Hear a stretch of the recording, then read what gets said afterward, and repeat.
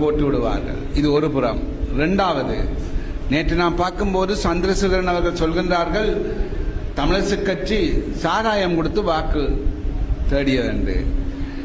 நான் அதை கேட்ட உடனேயே நான் இரவு 2-3 பேருக்கு அடித்து கேட்டேன். அதில் உண்மை உண்டு. அது முக்கியமாக பட்டுக்கோட்டை தொகுதியில் சாராயம் முதல் நாள் இரவு கொடுக்கப்பட்டது, பட்டுக்கோட்டை தொகுதியில் கொடுக்கப்பட்டது, அது நிரூபிக்கப்பட்டுள்ளது. அத்துடன் அங்கு ஒருவர் அவர்களுக்கு மேல் வழக்கு போடுவதற்காக எல்லாவற்றையும் எடுத்து வைத்திருக்கின்றார். இவ்வளவு கீழ்த்தரமான ஒரு நிலப்பாட்டுக்கு போய் வெல்ல வேண்டும் என்ற ஒரு நியதி இருந்திருக்கின்றது. ஒன்று, அவர்களிடம் நிறைய பணம் இருக்கின்றது. சஜித் பிரேமதாசா அவர்கள் ஏற்கனவே கொடுத்து வைத்திருக்கின்றார்.